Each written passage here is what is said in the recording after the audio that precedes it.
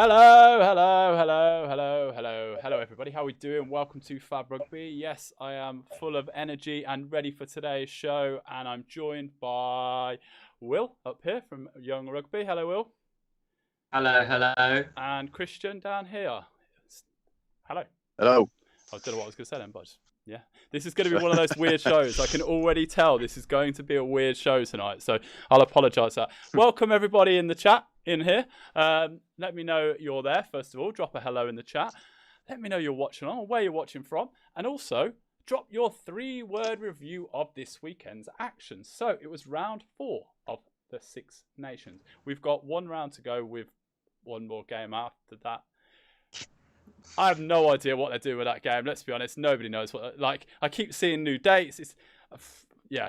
It could be 2022 and we'll be getting that France-Scotland game the way it's going at the minute. Right, let's have a look and see what everybody's saying. So drop your 3-word reviews in the chat. I've had a few sent in already, and then I'll come and read yours. So get them into the chat for me. So this one came in from Perrin255. Said, prop sidestep in. Josh Waterzone on the same sort of vibe when Furlong's magic feet. Sophie14 said, the best yet. Perrin 255, Roman Poit Rucking, which I liked. Clark Wilson said Scotland discipline issues. I haven't got an English one there, so let's see what you guys have got. Drop it in the chat over here. I'm going to ask the guys. Will, what's your 3-word review of this weekend? Mine can be taken in many different forms, but I've gone for competition creates class. Competition creates class. Okay. I'm just going to close this down. Bear with 1 sec. See if that works a bit better. Christian, what's your 3-word review? Italy's time up. Ooh, I feel like that's going to be a theme tonight. I can feel this. Do you know what? I'm glad they got 7 points, because if it had been 0, it'd have been a hell of a lot worse. Hello, everybody. Welcome along in the chat if you're just joining along. Jack says, reffin' ruck. Edward says, amazing, beautiful try. Edwin says, England win, yes. Charlie said, so much better. Hello, Charlie. How you doing, mate? Lindelwa Moyo. Sorry if I got that wrong. I'm terrible with names. Hello. Took a few minutes away for coursework. Now I'm back. Some great rugby was your 3-word. Great to have you along. Edward, hello. How are you doing? Hello, Ollie. Good to see you've put your dolls down to come and join us. Send her victorious is saying. Charlie said we can't even see Will's eyes. I have no idea. We can. It's fine. It's because of the hair. I got you. So just need this quip. It's just getting outrageous now. Literally, I'm having to crop myself in each week to be smaller. So I'm getting gradually smaller because my hair's getting longer. But it's getting outrageous. So my one was 1, 2, chin. So I kind of put two things into one. The 1-2 step with Furlong and Stuart Hogg's chin. Literally, that could be one on its own. Stuart Hogg's chin. That's what I took away from this weekend. Because we'll get into why in a second. So this weekend's action was certainly interesting. And I think we had the game of the tournament. I also think we had one of the worst games in the tournament. And yeah, lots of talking points. And we had a good game on the Sunday as well. So let's have a look at the results first of all before we get into it. So this weekend, Italy lost at home 7-48 to Wales. Wales go 4-4. So they have got a shot at the Grand Slam next week. We'll get onto them shortly. England beat France 23-20. We'll go into that. But Maritoji scored a the 77-minute try to win England the game. Scotland 24-27. Scotland came back into it, but Johnny Sexton with the winning kick. Ireland just do enough, and Scotland unfortunately left frustrated again. So, yes, it was a very interesting weekend of rugby and lots to go over. We're going to get the worst one out of the way. Let's just get that over and done with, because, to be honest, it wasn't, particularly special. So let's get into that then. Italy versus Wales. As I said, it was 7-48. Tries coming from Adams, Faletau, Owens. Ken Owens scored 2. George and Orr scored. Shido scoring 1. And Reece Samet. Shido. And yeah, it was 31st successive defeat for Italy in the competition. Yes, 31st. They haven't won since 2015 in this competition. Yeah, exactly that. Okay, right, got this one. Let's see what the internet reacted like. So this is how the internet reacted to Italy losing. Italy have conceded 187 points and 26 tries in 4 games this year. Shido scored his first international try for Wales. Lewis Rees-Summit was an absolute threat all day, and he scored after he raced away from a spectacular interception and went 80 metres, which did my fantasy points a load of good. So I was really grateful for that. So yeah, it was a strange game. Let me know your thoughts in the chat. I want to know what your thoughts were. If you watched the Italy versus Wales game, what do we do with Italy, guys? I want to know. I want to hear some really outrageous thoughts. What could we do with Italy? What could we do with them? Let me see what everybody's saying. Bears Game, how you doing, mate? Welcome along. England are back. You actually pronounced my name close to perfect. High five for me. Ben No says, where's Ollie? Give the fans what they want. Justice for Ollie. I agree with Ben. Where's Ollie? Ireland still have more wooden spoons than Italy. Their last one versus Scotland, I think that is correct, in 2015. Right then, let's get into the first question. Let's get this game out of the way, because I've tried to forget about this game very quickly. So I'm going to start with Christian then. And I'm going to talk a little bit about Italy first, because they've actually been handed a big lifeline in the past week. CVC, I'm not going to go into this detail and bore people to death, but basically CVC have basically invested in the game. They've bought a share in the Six Nations, as they have done with the Premiership and Pro 14. Now, what this actually means is Italy are equal partners in the Six Nations for the next 5 years. So they're equal partners. So they are protected for 5 years pretty much, unless they're paid off to leave, which I don't think would happen. But the performances are big time at the minute, and I kind of wanted to know, Christian, is there a chance the organisers might see that for the integrity of the tournament that we might see Italy be kicked out and another nation brought in to maybe I'm not just going to talk about performance, but also revenue potentially to go maybe, I don't know. What do you think? Are they going to be replaced? If they are, who are they going to be replaced by?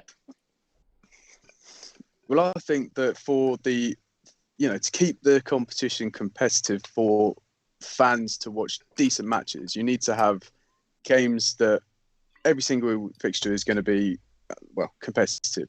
And you're not getting that with Italy at the moment. 26 tries conceded in 4 games, 50 points conceded, 41, 48, 48.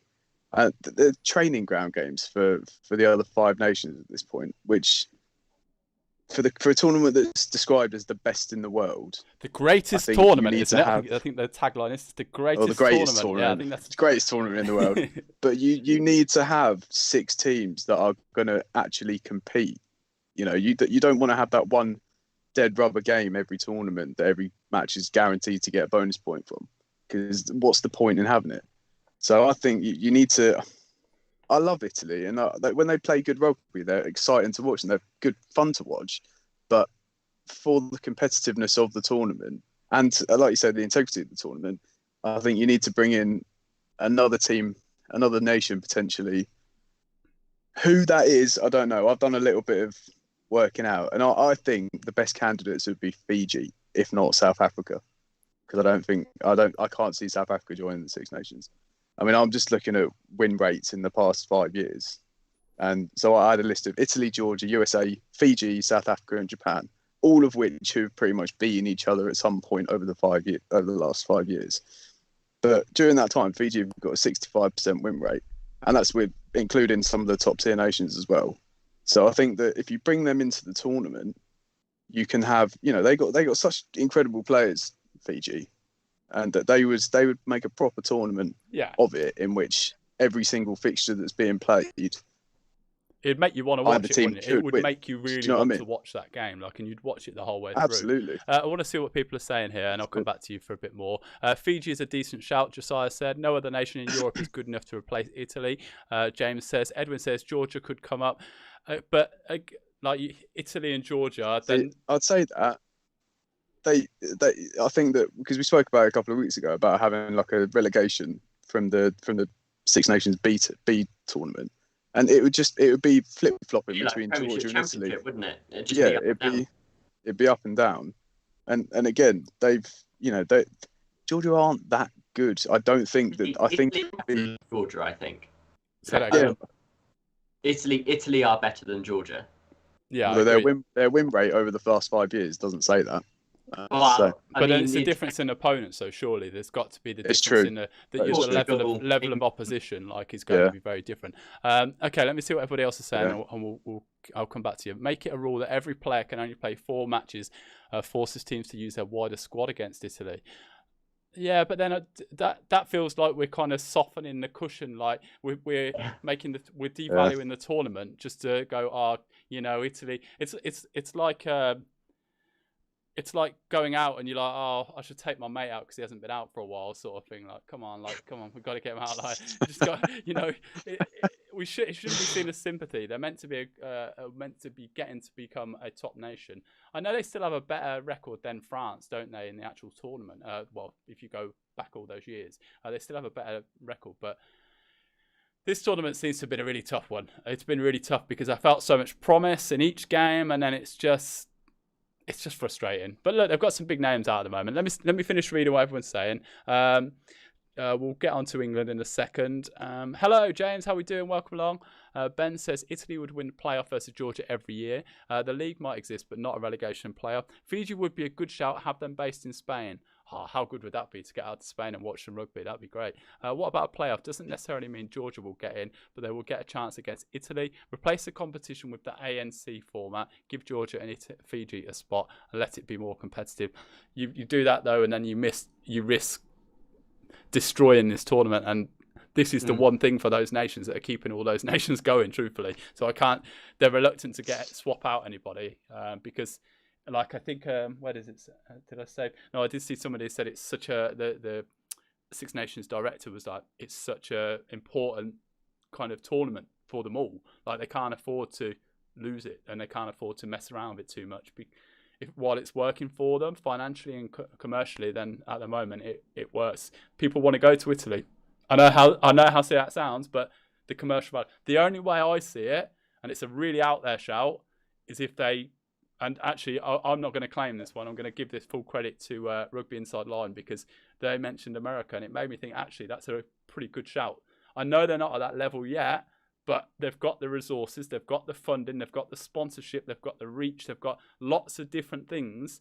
And you could do a game in England, and it's not far to travel to America. 5 hours. And we need the fan base in Italy is secure. If we want to grow the game globally, going to a country that isn't as rugby mad, but still has all that funding, resources, players, sort of ability, would be really big for the game as a whole.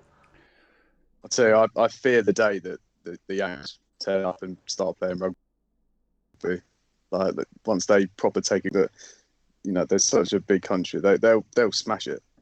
Well, you think the lads that are not making the NFL, if they suddenly are able to get the money invested in the sport and make the sport big over there, there's going to be some talent coming through. We've already seen them when they've had play. It's going to be a fullback. I mean, Tyrese Johnson-Fisher, we've seen him. He's been switching between the two sports. Freddie Pelling as well as another one. These young, really exciting prospects who flip between the sports.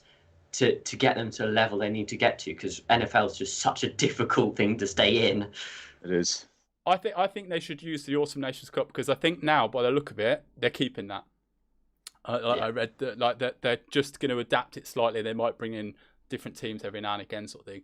But it seems like they're sticking with that format, which for me, I was just like, oh, great.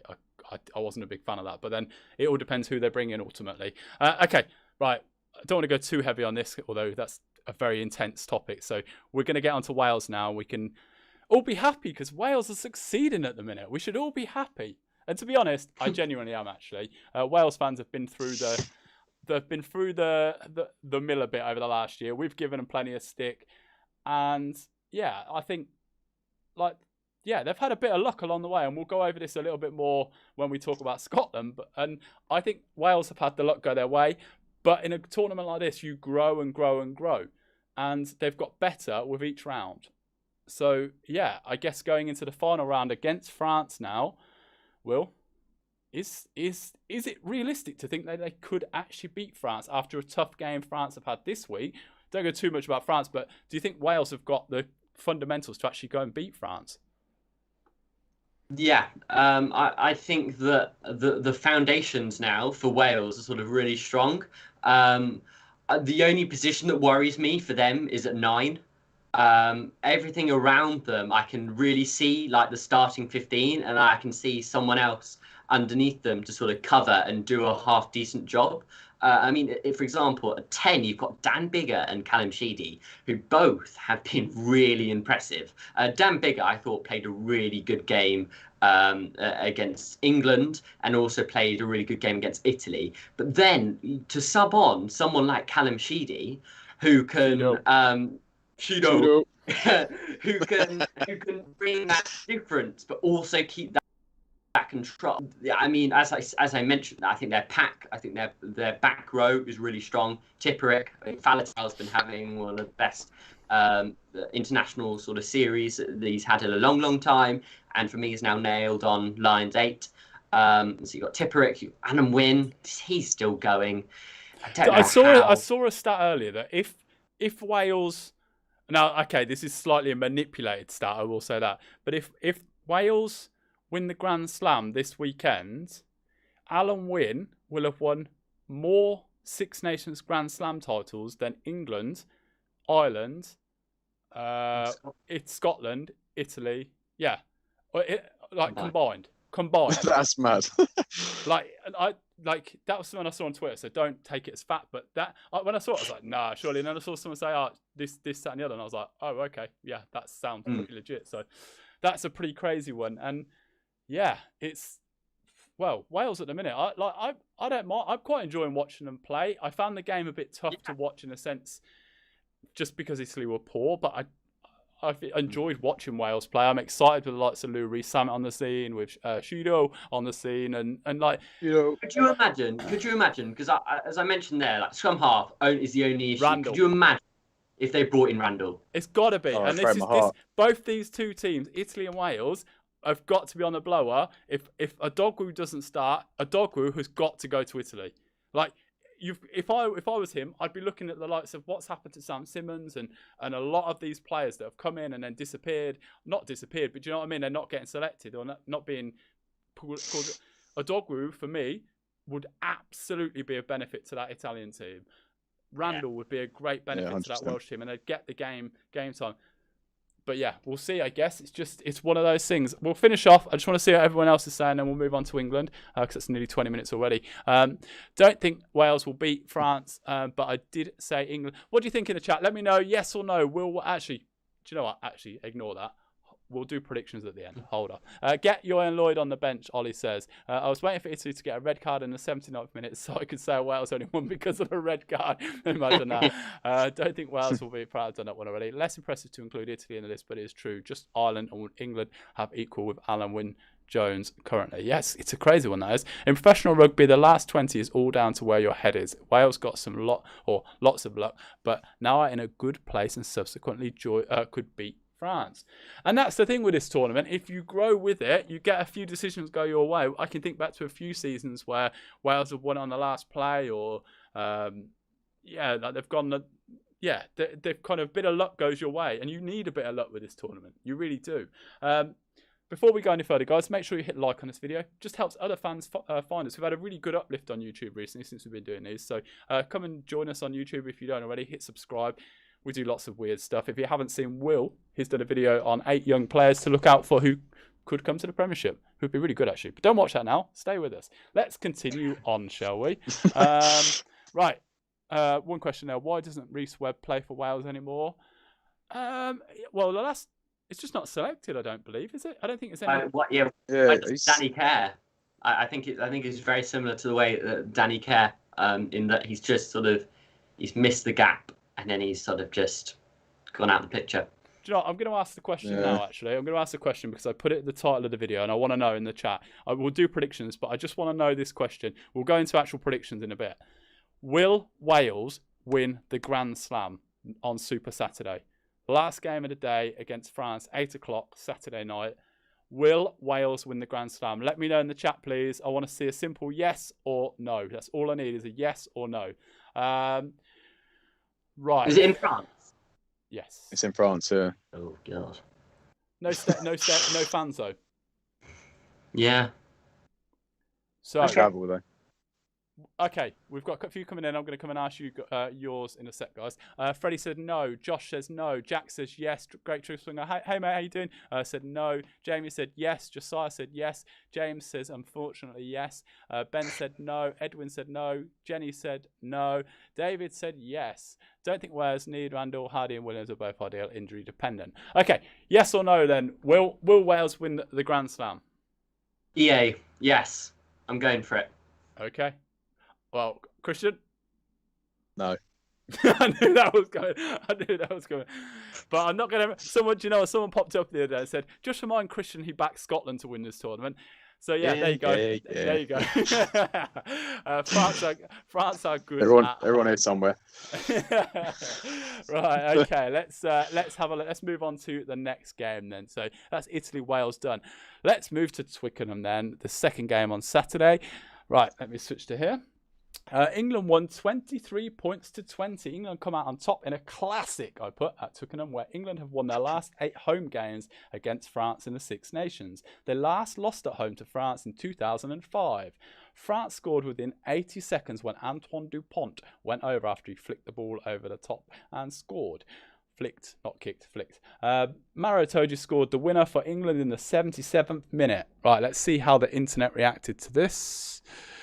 So I love that. I love that Gaultier one at the top right.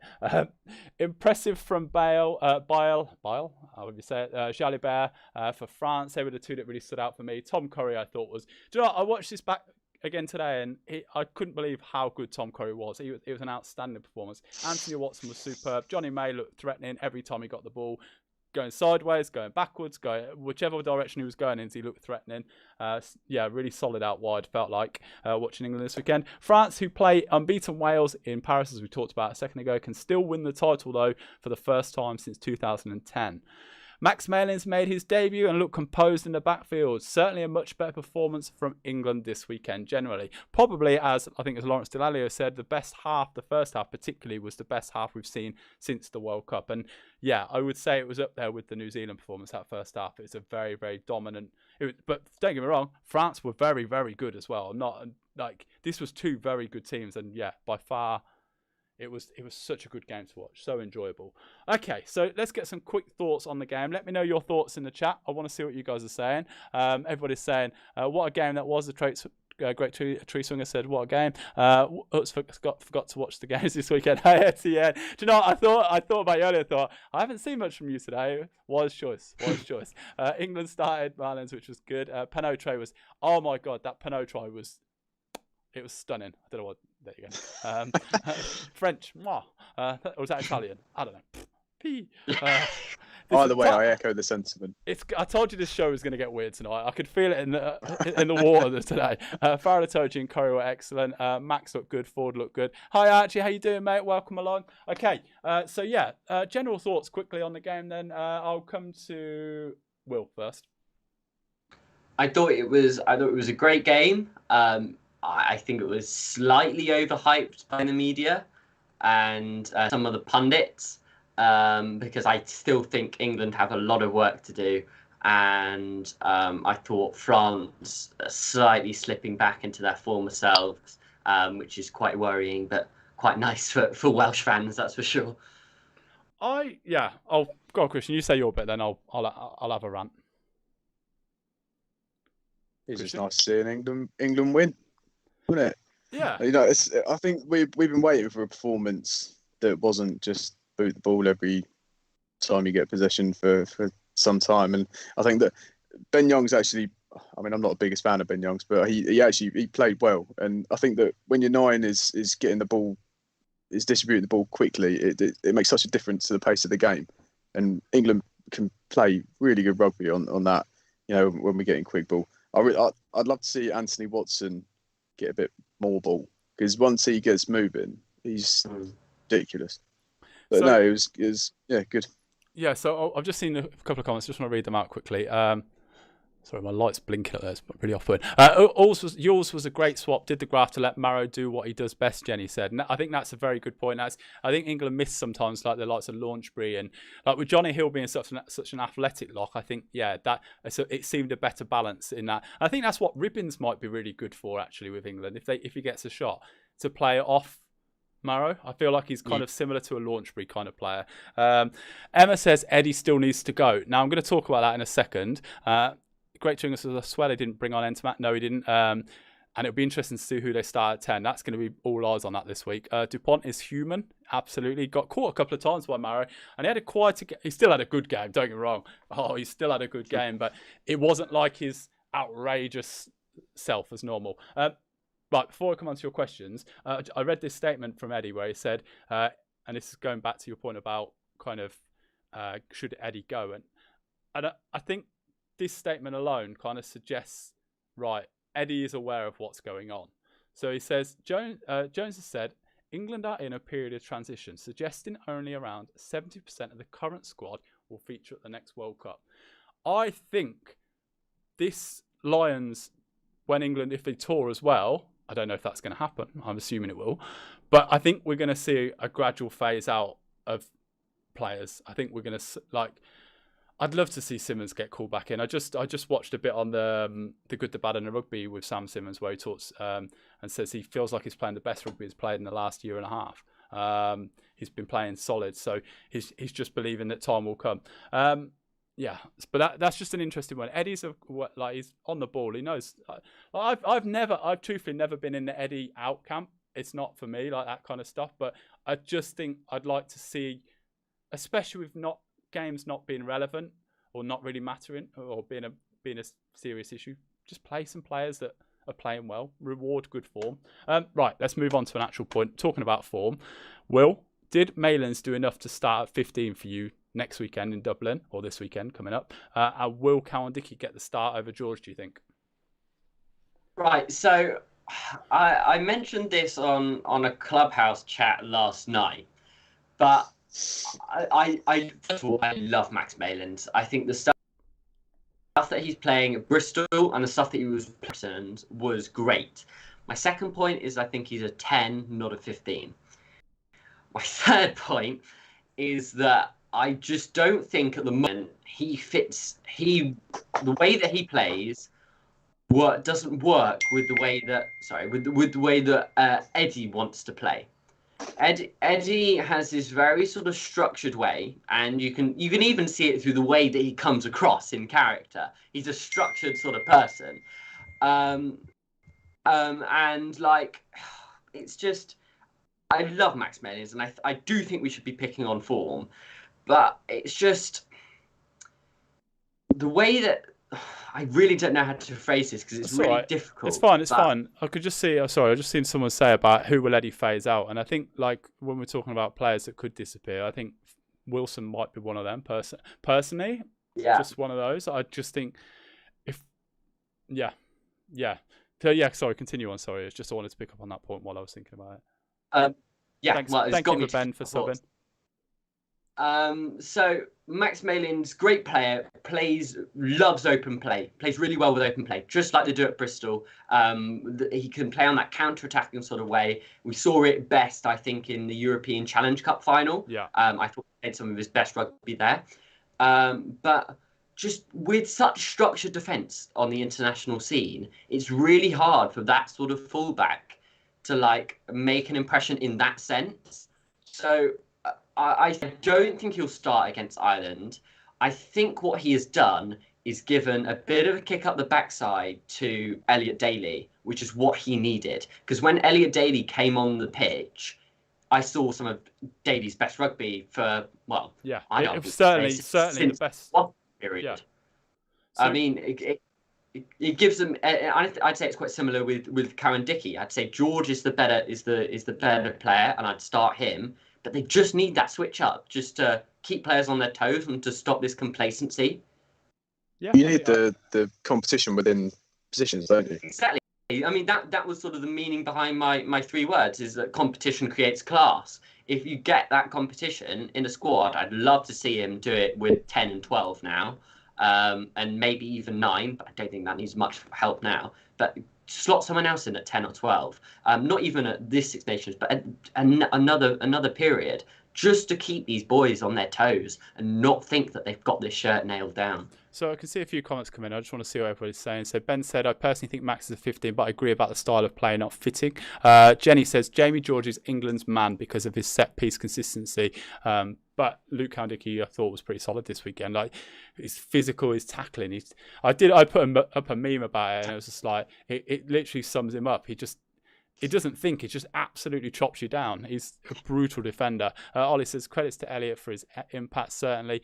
Freddie, Curry misses Underhill. I think Curry had a superb game, and that was his best game since the World Cup by far. Absolutely by far. He was outstanding. Is Daly a long-term option, though? Maybe time to start integrating Luke James. Freddie Stewart is certainly one on that radar for me that I'd love to see in the future in an England shirt. There's so many good 15s knocking around at the minute, and De Glanville's another one you've just mentioned. But Max is definitely not an outright 10. He's structured now to be a long-term 15, just useful fly half backup. Elliot Daly hasn't been playing as well since he left Wasps, but we saw old school Elliot Daly this weekend. Truthfully, we did. We saw that attacking threat. Didn't kick the ball, just ran and tried to cut through. And he looked dangerous when he had the ball. It's a really interesting one. But I just want to ask a little bit about France now, Christian, because I think what we saw from France, I loved it. And that's truthfully being honest. I know they lost, but I really enjoyed watching them. The try that for Penaud, which Jalibert set up, was outstanding. It's magic, wasn't it? I'll retweet it. I'll find the someone put up a video. They might have been took down for copyright by now, but someone shows you the movement and they break it down, and it's like an orchestra where it all just moves beautifully the way that it plays. So let us know what you think of England and France, guys. I'll come and read your comments in a second, and I want to ask you a question about France, Christian, which is, will results like this, like these kind of, well, like tight losses, and we saw it at the Autumn Nations Cup, and we're seeing it now. Is this actually going to benefit France more than it might benefit England, do you think? Because they're going to get experience and actually think, we're so close, and it keeps the fire burning. If they start winning, they might get complacent. What do you think? Well, I think you just answered your own question because I think it's a fairly young, still developing side, isn't it? And it's they've got a decent coaching setup who are going to be guiding them through these sort of narrow defeats, and you don't, if you're constantly, because the thing is with France, like, do you remember when England went through 2016 like pretty much unbeaten throughout the whole year, didn't we? And then we went through that massive dip of where everyone figured out our game plan.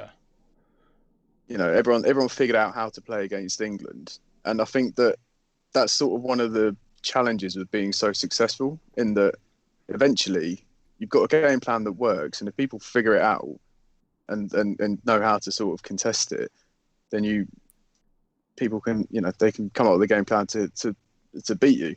So I think that if you're not winning all the time, and I think with France being on the cusp of winning that match, it's definitely it would be something to learn from and to develop from, and like, I think they've got 2 years till 2023, and if they can continue with this sort of cohesion and consistency within squad selection, so that players all get to know each other and how each other work. You've got Dupont and Tamac or Jalibert at 10, who all have this magic sort of connection with each other and can make everything work. Dupont could make he's ridiculous. Blood from a stud, you know what I mean? Yeah, he's ridiculous. He's insane. So I think that every game that they'll be playing, they'll be learning from, and I think that 2 years down the line, they're going to be a proper force to be reckoned with on home soil at a World Cup. If they're not favourites going into that tournament, I'd be surprised. Absolutely. Yeah, I think so. And I can see what a few people are saying. Guys, make sure you hit like and subscribe on this video. Come and join us over at Fab Rugby, so hit like and subscribe. Right, let's see what everybody's saying. Ollie said, I'm still back in France for the World Cup final. The core of the team are all about 21-25. I see Japan getting to the semi-finals for the Rugby World Cup, Edwin says. Vakatawa was so key to that try. The dummy line he ran, yes, it was superb. Absolutely superb. James says, Jalibert did well to draw Farrell, and May in Penaud had an easy run in. Yeah, England defence were all over the place, weren't they? With it was such really clever lines. It was a really, really stunning try. Is there? Yeah, I'll tell you one thing I wanted to say actually, and it's been getting a lot of criticism, and I think even he knows, rightfully so, like his performances. But I think Billy Vunipola, the last 2 rounds, has been pretty good. Like I think he was top of the physical carries in the last game, and like this weekend, it was noticeable. He was big in that England team. He was really enjoying himself physically. It's just one of those things with Billy. It takes a little bit of time of playing, and Eddie knows that. He needs to be playing to get proper match fit, doesn't he? One other question before we go on: do we think Simmons is actually going to go straight to the Lions? Yeah. Yeah. Do you think he will? I think I think it'd be something that Gats would. As Gats was at a Exeter game, wasn't he? It was Exeter Bath. Yeah, he was at a Premiership game recently. Yeah. Yeah. Oh, I just love it. They've got some great back row options, and I think with the likes of Hamish Watson, we're going to go into Scotland in a second. The likes of Curry playing coming into form now. Like it seems like there's been a bit of a. I think the English lads have really shown their worth this weekend. Like again, they've showed that they're not knackered from the World Cup. They could be good for they should be good for the Lions tour. Those Saracens lads, when they go back into the Championship, they've got to keep that intensity up. They've got to find a way to keep that intensity up, so when they can be considered for the Lions, whatever happens with the Lions. Go on. So one name which I'm not too sure about, Johnny May. Do you think he has a seat on the tour? Do you think he even should be maybe dropped from England, or do a daily where they drop him for a game or put him to the bench and have him come on? Who would you sort put of like? I'd love to see someone like Hassel Collins. I don't think I see them as too similar, but I think May, like is he as nailed on as he's looking? I think we saw elements of like he was a constant threat at the weekend. Like it is a bit chaotic when he gets the ball. You don't know what's going to happen, and I don't think that's a bad thing. Like it's a bit like him and Watson this weekend, particularly. I found that they were kind of working the defences and keeping the defences on. I thought Watson was probably the only thing I would say for me about Johnny May's game that I feel that maybe needs to improve, and this is an honest view of it, is to actually head up and try and offload. I know that sounds a bit like because it's constant, like, but he's always looking for a gap. But actually, sometimes him doing that creates the space. If just one pass and that person, there's certainly just a case of just looking up on his shoulder sometimes, seeing who's there. I think, we could. That's all I would say with Johnny May personally. Let's see what everybody's saying. May is better than Dwayne. Thorley. I'll be honest, not at the minute. Always said this. Oh, sorry. One name, Nick David. Yeah, the Worcester lad. Yeah, he's looking very, very good. More, but then it's time. I think he just needs to play more. It's been the last couple of weeks, hasn't it? But he's certainly he's a solid player coming through. Watch Simmons versus Don Brandt. Unfortunately, was Sam's only week game this year. Yeah, he had a quite a game this weekend, didn't he? Okay, right. Let's finish off there then for England, France. And then we're on to the final game. Then we're going to move on to... I agree with you. Great choice, Swing. I won't say it, but I kind of agree with you. Right, Scotland versus Ireland. Let's go to there. Scotland lost 24-27. Late penalty from Johnny Sexton wins it for Ireland after a Scotland fight back. Scotland have lost 3 in a row in Edinburgh for the first time since March 2015. Although Ireland won, big questions about the way that they play. To be honest, they were so dominant, but they just failed to unleash their back three. And with the talent they've got, it really shocks me that does. It really does. Right, here's how the internet reacted. The Scottish line-out malfunctioned horribly. And the first of 6 steals from 8 throws. 6 steals from 8 throws is outrageous. The opening bizarre, and it set up the opening bizarre try. If you didn't see it, it was, particularly bizarre. Kick over, bounced. It hit Earls on the head, bounced back, and Henshaw dived on it. Very strange try. That was followed by an even weirder try where I'll actually, I'll come to this in a second. Highlight of the match will definitely be Taj Furlong, though. If you haven't seen it, him doing two side steps is outrageous. And I have heard the Front Row Union have called in his membership for being too outrageous. So, the topic I wanted to bring up on this one, the thing I just wanted to mention a bit more was, oh my God, I'm going to apologise to Romain Poit. When Finn Russell scored his try, I was like, it's a knock-on! Come on! It's a knock-on! Like, what are you doing? Going mental, like, God, we're having another moment in a game. And then I watched it back and I instantly just was like, oh. So, if you're watching, Romain, I'm sorry. I don't know what French for sorry is. I was rubbish at school, so languages aren't my strong point. Accents are they? No, I'm not going to do a French accent either. I'm not going to do that. I'm going to stop offending people. Right, going back to my point now. Yeah, it was a great score anyway, and everyone just stopped because it did look like a knock-on, but it came off his Stuart Hogg's chin. Amazing. Absolutely amazing. There you go. Okay, thoughts on the game then in the chat. Everybody, drop your comments on the chat, please, on this game. What did you think of this game? Did you enjoy it? Yeah, let me know what you think. Right, I'm going to come to Christian. Actually, it's not necessarily going to be about the game. It's actually going to be a little bit about the tournament, this one. Will Scotland fans feel a bit frustrated with this tournament? Have they been a bit unlucky this year? Because, yes, they beat England. And I feel like they're so close. And I can feel that I almost feel a bit frustrated with them. But, yeah, what do you think about Scotland this season? Yeah, I mean, it's no secret that I hyped them up at the beginning of the tournament. But, they started with such a big spring in their step and, turn England over at Twickenham and, everyone's got these high expectations. Maybe that's something to do with it. Maybe it's the fact that they're so, being the underdog is much easier because people don't expect you to perform or, you don't expect it to get the result. And then they pull out this massive result against England, and all of a sudden you think you're thinking, oh, Scotland could proper do this year. Do you know what I mean? But it seems to be like that every year. Yeah, they have, but I think that it's being able to stay composed and see out a game. I think is a problem for Scotland. I think just getting their basics right as well. I think that's. We've had the Ferguson incident, which look, it's whether you think it was a red or not, it's still a silly thing to do. It kind of was kickstarted. Yeah, ill discipline is. Ill discipline. If you're not getting good ball off the line out, if you can't, Paul O'Connell's job with Ireland was very clear this weekend.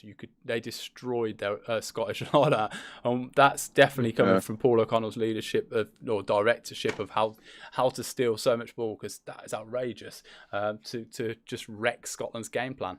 Right, anything else you want to say on that, Christian, before we move to comments?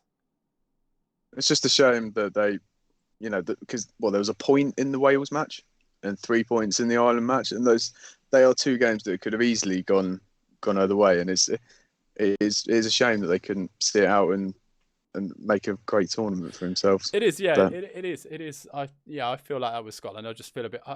I feel Scotland's frustration actually watching them, because I'm like, they're so good.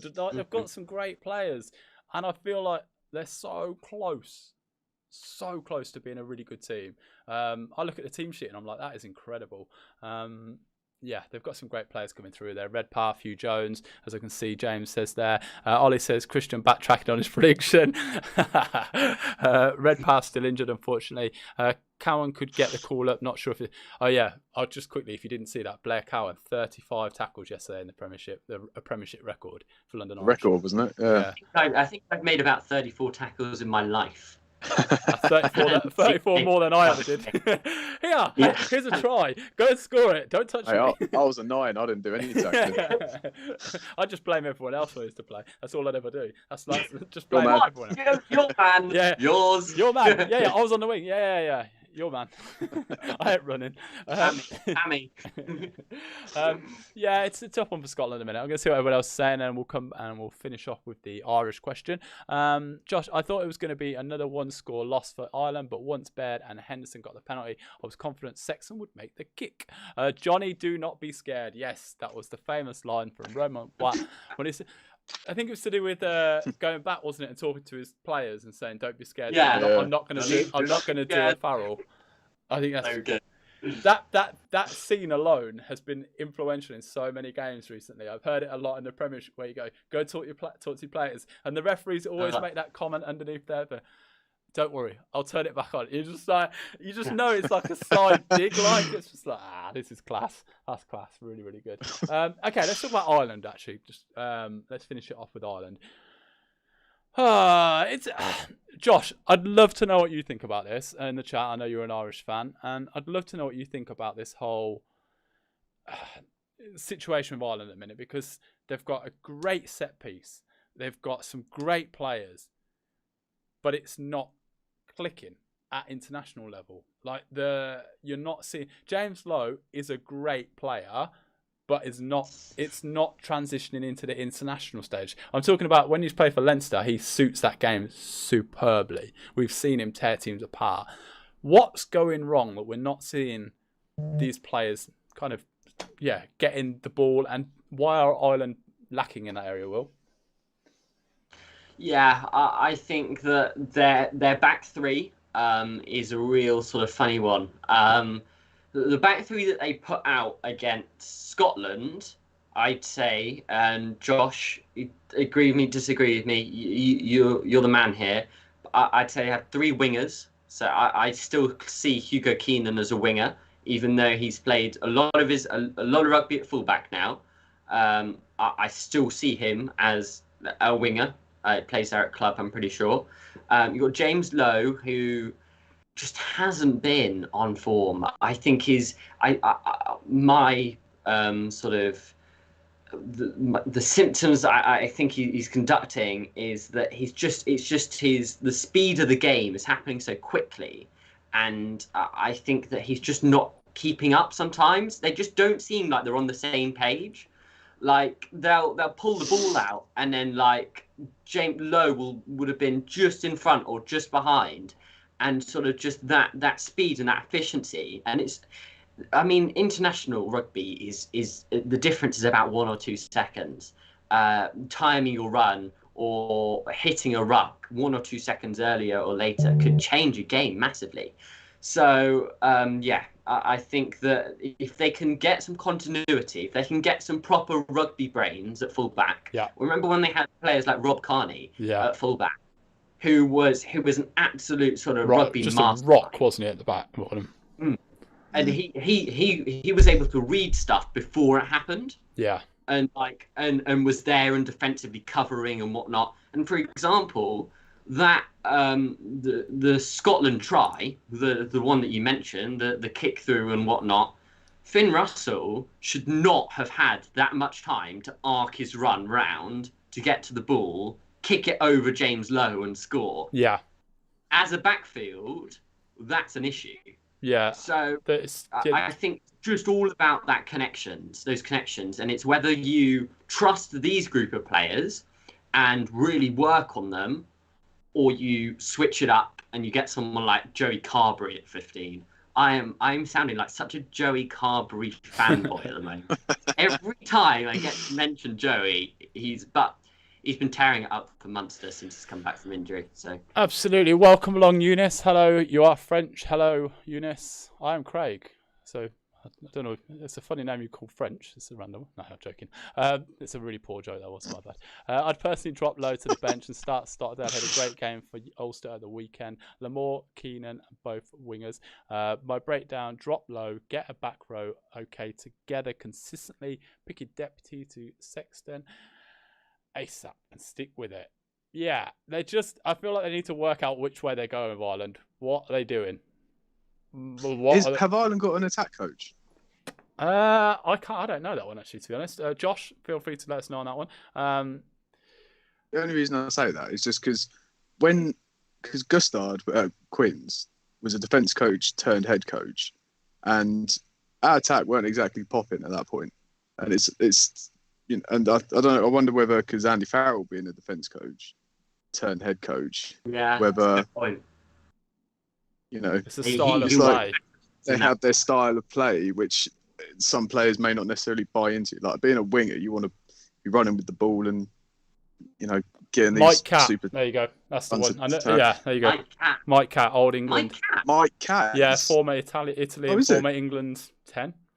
10? Yeah, he's I didn't. He played 10-12, I think. Yeah, 10-12. He was always that. He was always one of those players weird. that kind of, was in the middle. Famously got run over by Joe Naloma in the World Cup. There you go. That's the only thing I can tell you about Mike Catt is that. Not. It's actually South African. For an isn't it? attack coach that evening. No, yeah. Well, he's seen the best attack because it ran over him.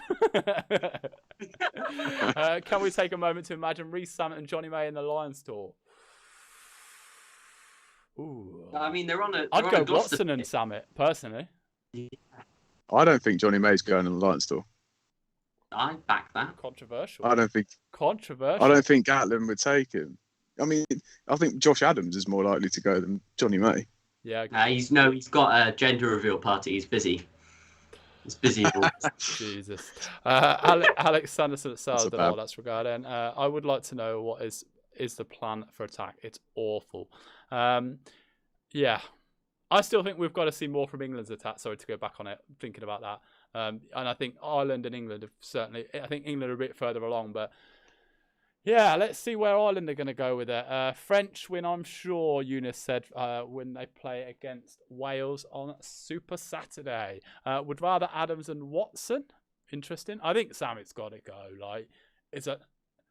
He's huge. He's a great player, and the more he plays, the better he's going to get in that position. No doubt about it. It's just about watching his lines. I've talked about it before. He's a special player. He really is a special player, and the potential is huge. Bring back Tommy Bowe. Johnny May is quick but doesn't look to attack. Imagine a Lions coaching team of Gatlin, Farrell, and Townsend. Yeah, I have seen the rumours. He hasn't announced his coaching team yet, has he? So I always wanted Scott Robertson. I was always keen for that, but I guess it's not worked out that way. I wanted the Crusaders guy. Okay. So that's the reactions and everything of the games. Let's go into a little bit. Oh, where's my mouse gone? Could go anywhere. The table then. This is how the table looks at the minute. Wales on top with 19 points. Ireland in second on 11 points. France with a game in hand still to be played on 10 points.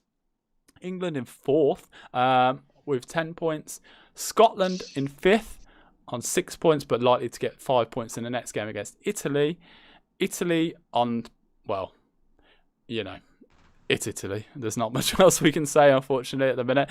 No points. Okay, so the fixtures for next weekend, Super Saturday. Let's do some predictions then. So the first game then, Scotland versus Italy. In the chat, I want to hear your score predictions, please, for Scotland versus Italy. It's 2:15 kickoff on Saturday. Okay, I'll come to you guys for this then. So, hold on, I've forgotten. Scotland versus Italy. Let's get some score predictions in the chat, please. Let's get some score predictions. Scotland versus Italy. Right, okay, let's go for it there. And I'll come to Christian first. Scotland 37, Italy 19. Will? Scotland 29, Italy 5. I'm going to go Scotland. I think it'll be I'm going to go horrible Scotland game. 61. I'm going to go really high, yeah. Whoa. I'm going to go Italy 10. I think Scotland, I feel the frustration's going to come out in that performance of this tournament. And we're going to really see them just absolutely... Italy look knackered this week. And the fact Wales were 22-0 up after 21 minutes. Point a minute. Yeah, it's not Do good. you think with Finn Russell going off the way that he did this weekend, might not risk it and bring in someone like Adam Hastings to start at 10? Or, they've released their squad, so I think the options are fairly limited. Russell's in the squad. Just hold on. I want to get these scores in quickly before we disappear. Scotland 50 points to 10. Scotland 45-19. Ollie says Scots by 32. Thomas says Etienne's gone. Scotland 47, Italy 5. Jenny's gone 45-3. Great Tree Swinger's gone 45-18. Everybody's gone pretty much, for Scotland. James has gone Scotland 36-16. Edwin's gone 30 points to 10. Hamish Watson hasn't missed a Six Nations tackle since 2019. 144 tackles in a row. Wowzers. That is sorry, Will, go back to your point on that. Sorry. Yeah, I was saying. Hastings is banned apparently. Oh, okay. Well, I mean, just regardless, we have not really seen a team properly mix it up against Italy. Every team has I remember a few years ago we'd have England would pretty much put out a second team against Italy and properly mix it up. But every team has kept their core. So I wonder if Sale. Wowzers. I wonder if Scotland are going to completely wipe the slate clean. It's the final game. They're not winning. They're not going to win they're not going to win the tournament. Why don't we just go and play some younger? They'll go out and play. They'll go out and play a full team. I'm telling you, the Scottish rightfully are frustrated with this tournament. They've still potentially got a game the week after if they do have to play France. If that game's going to be played, all depends obviously what happens. Is that? I was gonna say, has that been? That's the rumor at the minute. It's one of those things. I guess they've got to have to play it for the financial side of it. But they might just tuck it in the midweek or something, or find a way to fit it in. A lot of it will depend on what happens at Super Saturday, I guess, because if Wales win, they'll just try and get that game. They might cancel it, but I doubt they will. But they might find a way to just be like, there's no need to play that game. But if they do, they might just stick it on a red button on BBC, like on a Wednesday at like 1 o'clock in the afternoon, and no one will really be bothered. Behind Emmerdale. Yeah, exactly. Okay, let's have a look at the fixtures. Let's go to the second game. So next, I want your predictions for the next game in the chat, please. It's Ireland versus England, please. Let's get some score predictions, please, in the chat. There we go. So it's 4:45 kickoff, and it's on Saturday. Ireland versus England. So it's in Dublin at the Aviva Stadium. Okay, let me know your score predictions here, please. Right, Christian, let's go. What do you think the score is going to be? Ireland versus England. Ireland 23, England 33. Okay. So you're backing the boys. Okay, Will. Back in England. I'm going with England 21, Ireland 17. Okay. England wins. So 2 England wins. Well, I've got to back Ireland because otherwise, if we all back England, we all get called arrogant. So that's the way the internet works, isn't it? If you believe your team's going to win, you're arrogant, especially if you're English. Right. James says England 24-18. Freddie's gone Ireland 22, England 22-29. Everybody's back in England. Stop it. We can't be arrogant. We've got to stop this. Everybody. Wait, Josh surely hasn't gone. Irish by 3. Thomas has gone. Etienne has gone Ireland. Thank you for leveling it up a bit. Irish by 4. So is it Irish by 3 or Irish by 4, Thomas? Let me know. Great two swing has gone 27-19 to England. Josh has gone Ireland 24-13, kicking all day long. I think if they are going to play that way, I'd start Maylands personally. If they're going to kick, just run it back. Just like we saw the intensity that England can play at, but can they back it up? And that's the thing. I think that's the thing that frustrates England fans is can they back it up week on week? Like we saw how good they can be. It's the frustration of not seeing that week in week out that is the problem. Okay, right, we're nearly there. We're so nearly there. Right, fixtures. The big one then. France versus Wales, the Grand Slam. I've already asked you if you're going to win it, but now I want some score predictions, please. Let's go score predictions in the chat then, please. France versus Wales. It's on Saturday night. It's the big game. 8 o'clock in the UK, 9 o'clock, I believe that would be in French time. Stade de France. I am very excited for this game. Truthfully, I think it's going to be a superb game. Really do. Two teams, both confident. I think that's going to be good. Really looking forward to it. So, what do you think the score's going to be then? Everybody in the chat, let me know. Will, I'll come to you first then. France versus Wales. I'm not good. I was about to try and do my Welsh score prediction in Cymru, but I realised that my Welsh is not as strong as I thought it was. All right, now I actually do think of a score. Wales 24, France 23. Great game. What, last gas kick to win it? Yeah. Standard. Shido.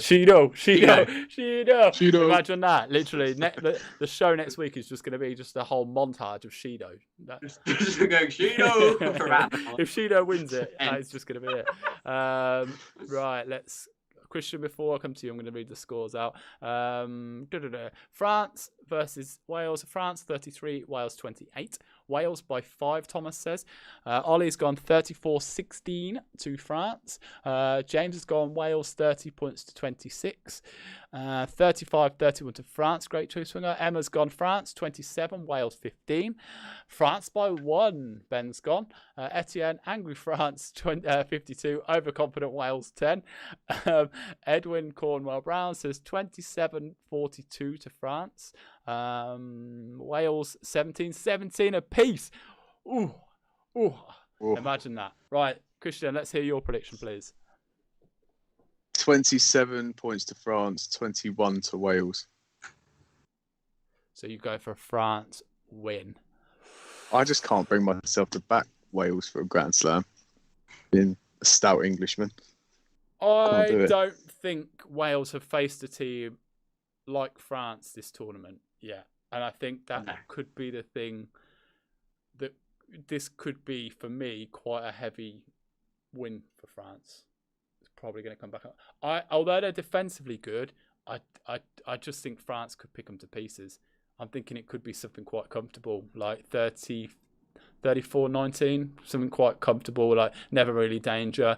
It's certainly going to be an interesting one anyway at the Stade de France. Really looking forward to it. Okay, the final question just before we disappear is, what was I going to say? Actually, do you know what? I'm going to save that for next week. We'll pick our player of the tournament next week. So next Monday night we'll be doing the final one. We'll know the outcome to this. We'll know all the bits and bobs, and we'll know who won. And well, actually, we might not, because France win. We might not know. We could still be doing this show in 2022 the way this is going at the moment. Great. Our hair is just going to be like, we'll all be like that thing from the... We're going to look like Shaggy's. Like literally like a Wookiee or something, like from Star Wars, or Chewbacca, not a Wookiee. I'm definitely going to get I'm definitely going to get criticised for that. On a tribal dance. Guys, if you're new to Pub Rugby, make sure you hit like on this video. Subscribe, please. If you do it now, like literally now, hit subscribe. Your name flashes up here. Does some really cool stuff. And you can join us every week as we talk about the rugby. And we've obviously got the Lions Tour on the horizon, so we've got lots to look forward to. Well, wherever the Lions Tour will be. Is there any other questions or anything anyone wants to bring up? Feel free to drop it into the chat now if you want to bring up a question or a point, and we'll answer it. Now's a good time to do that. While you're doing that, hit like, subscribe. Yeah, stick around. There's some other videos on the channel. I just want to see if there's any other questions come in from anybody before we finish up. We'll do the show next week at 7 o'clock, as we do on a Monday after a Six Nations game. If Wales gets a Grand Slam, I would 100% be on the show just to get abused. Ben says, cheers, lads. Cheers. Thanks for coming along, everybody. And cheers, Ben. Top six for the Prem. Okay, any questions? You've got a free reign for like 2 minutes. Any questions, come in. Let's go. We'll answer anything, but anything that's not too un-PC. Right. Top 6 for the Prem. That's all I want to hear, Will. Go for it. Don't explain it. Just tell me. Bristol, Exeter. I don't even know 6 teams in the Prem. Bristol, Exeter, Harlequins, Saints. How many have I got left? 2 more. Yeah. Sale. Gloucester. Wow. Okay, Christian, go for it. Top 6. This is any order, right? But no, Bristol, Exeter. I want it in the order as soon as. Go for it. Oh, in the order. Okay. All right. Let's go. Bristol, Exeter, Quins, Saints, Sale, Newcastle. Oh. Right. I'm going to tell you I'll go top 4 first. It'll finish in the order of Bristol, Exeter, Sale, Leicester. Nice. I like that. Leicester. Who have we got? Saints. And one other. No, it'll be Quins and Saints. Saints will finish 6th this year. And it'll be Quins 1 step ahead. I think Leicester are going to be there, truthfully, but I'm not going to explain that. That's just my view. I know somebody will be really happy with that in the chat. Do you think George Ford should be England captain, not Farrell or Itoje? Simple yes or no? No. No. Yeah. I'll go for them. Classic Craig. 3 number 8s for the Lions tour. I'll go Doris, Falatau, and Simmons. There you go. Ditto. Simmons, Dombrandt, and Falatau. Quinn's tinted glasses there. Player of the tournament, that was my question we're going to do next week. So get thinking. I've had a load come in of people's suggestions, so I'll do some graphics and fun stuff for that next week. Who's your Pro Division 2 player of the season so far then? Who's got good French knowledge and Pro? I know Will be able to pick one out. Carl Ferns, Pete Lydon. What's the Georgian? I don't know why I'm beating myself up about Pro D2 players, but Dean Adams has been on form when playing. There you go. I'm going to be honest. I don't watch a lot of. The only time I see much Pro Division 2 stuff is when they do either absolutely ridiculous things, Like see that. those viral videos, those ridiculous things, or just general ridiculousness, whether it's good or bad. France knows Sale.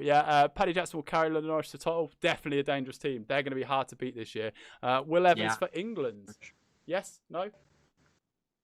Will Evans I don't think he's big enough by the end of the year. I think he's behind a bit. I think he's A few more people to leapfrog. Wouldn't surprise me with Eddie though. No. Right, there we go. That's enough. I've had enough of you lot now. Thank you to everybody who's joined along. It's always fun. It's always random. Always weird, which is always great as well. Right, we've got 1 more week to go. The Six Nations, all to play for, really, this weekend. Going to look forward to it.